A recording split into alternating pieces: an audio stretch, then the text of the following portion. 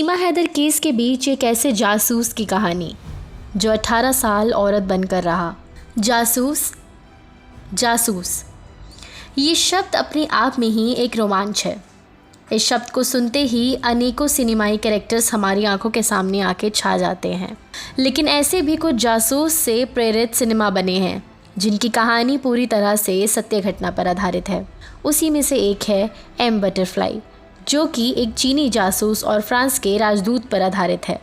बर्नाडा बार्सिकॉट France के सम्मानित राजदूत थे जिनका ट्रांसफ़र 1964 में चीन के बीजिंग प्रांत में कर दिया जाता है। उस दौर में चीन के लोगों पर लाखों पाबंदियां थीं। बर्नाडा अकेले अपने एक घर में रहते थे। कुछ दिन बाद जब क्रिसमस का त्यौहार आया तो बर्नाडा के एक दोस्त ने उन्हें अपनी पार्टी में निमंत्रण भेजा। जब बर्नार्ड उस पार्टी में गए तो उनकी नज़र एक चीनी नवयुवक पर पड़ गई जो वहाँ पे एकमात्र चीनी था। धीरे धीरे दोनों की बातों का सिलसिला शुरू हुआ। कुछ देर बात करने के बाद उस लड़के ने बर्नाडा को बताया कि वो यहाँ पर फ्रांस से आए लोगों को मैंडरिन भाषा सिखाता है। बर्नाडा ने भी मैंडरिन सीखने में दिलचस्पी दिखाते हुए उस लड़के को अपने घर आने का न्योता दे दिया। उस दिन के बाद वो नवयुवक, जिसका नाम शी पी पू था, रोज़ाना बर्नाडा के घर उसे मैंडरिन सिखाने आने लगा। कुछ समय बाद अचानक से चीनी नवयुवक गायब हो गया और बर्नाडा के घर बहुत दिनों तक नहीं आया, जिसके कारण बर्नार्ड का मन बहुत ही विचलित होने लगा। उस चीनी लड़के को खोजने की उम्मीद लिए जब बर्नाडा ने उसके घर में लोगों से पूछताछ की तो मालूम लगा कि वो लड़का अपनी दादी के साथ रहता है। जब बर्नार्ड उसके घर पर पहुंचा तो उस लड़के ने बर्नार्ड को अपनी आप बीती सुनाई।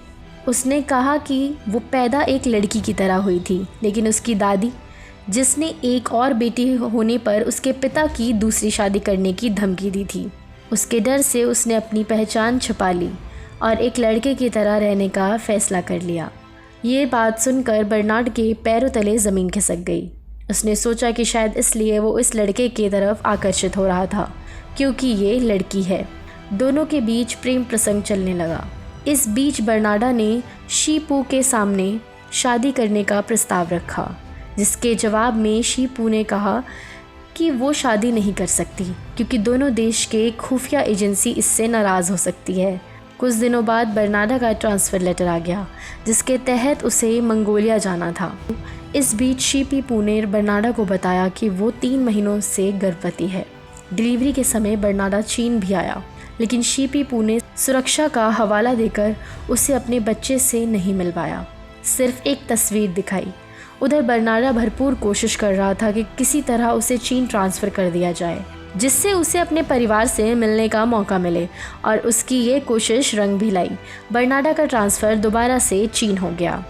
चीन पहुंचते ही वो शी पी पू से मिला, लेकिन जब उसने अपने बच्चे से मिलने की कोशिश की तो फिर से शी पी पू ने सुरक्षा का हवाला देते हुए कहा कि उसका बच्चा नौकर के साथ कहीं दूर है। कुछ दिन बाद शी पी पू ने बर्नाडा को खबर दी कि चीन अधिकारियों ने उसे बर्नाडा से मिलने से मना किया है, जिसके कारण मैंडरिन सीखने के लिए उसे कोई दूसरा आदमी रखना पड़ेगा।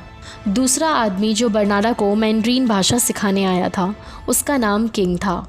बर्नाडा ने किंग के सामने अपनी परेशानी रखी और कहा कि किसी भी तरह वो अपने परिवार के साथ फ्रांस जाना चाहता है।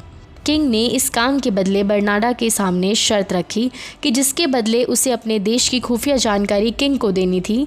बर्नाडा ने अपने प्यार के लिए देश से गद्दारी कर बहुत सी सीक्रेट फाइल किंग को दे दी। जब शी पी पू और अपने बेटे के साथ बर्नाडा फ्रांस पहुंचा तो उसे लगा कि उसका सपना अब पूरा हो गया है, अब कोई दिक्कत नहीं है। तभी फ्रांस की पुलिस बर्नाडा के घर आ धमकी और शी पी पू और बर्नाडा को गिरफ्तार कर लिया। फ्रांस पुलिस ने फिर बर्नाडा को बताया कि शी पी पू असल में लड़का ही है और वो बेटा उसका नहीं है।